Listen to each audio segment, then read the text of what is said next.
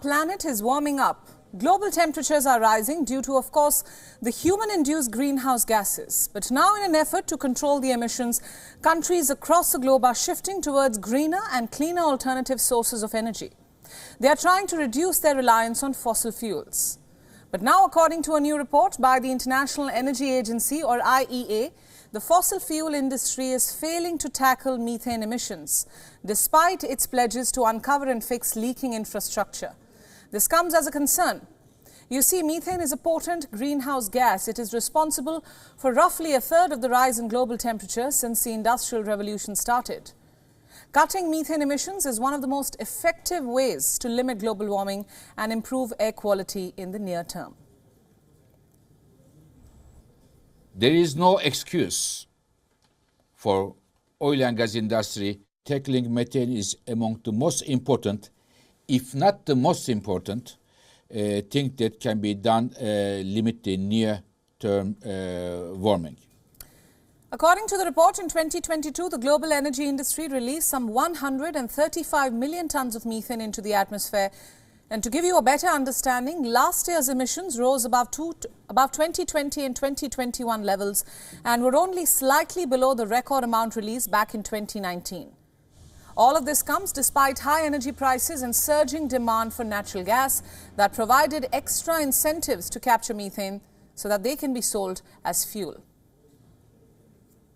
What do our numbers show in this year's global methane tracker? They show that there is some improvement in terms of methane emissions, but emissions are not falling fast enough, and not even close to that. And this is happening at a time when we have seen natural gas prices being at very high levels. The energy sector accounts for about 40% of all methane emissions from human activity. This is second only to the agriculture sector. The IEA said that methane emissions from oil and gas alone could be reduced by 3/4 with existing technologies and modest investment. And this could be less than 3% of the $4 trillion windfall income that has been gained by oil and gas companies worldwide last year. In addition to this, satellites are providing an ever clearer picture of methane emissions and greatly increasing the world's knowledge of emission sources. Last year, more than 500 super-emitting events were detected by satellites from oil and gas operations, and a further 100 were seen at coal mines. Super emitters, large spewing effects, the ones that get detected by satellites, there are no excuses for that. But then you have all the fugitive emissions, the smaller leaks, and it's just thousands of leaks across the facilities that are hundreds of square kilometers.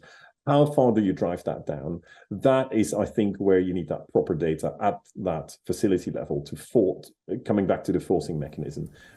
Meanwhile, more than 150 countries have pledged to cut global methane emissions by at least 30% from 2020 levels by the end of this decade. Although China and Russia, which are major emitters, have not said a word on the matter.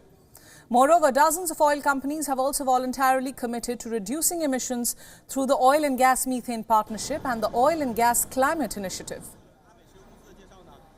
And so there are a lot of pledges around. There's a very good transparency that's happening. But what you need is a forcing mechanism so that the buyers, but also the sellers and the traders, they have a mechanism by which they can actually determine the methane emissions whilst they are commercially transacting. WION World is now available in your country. Download the app now and get all the news updates on the move.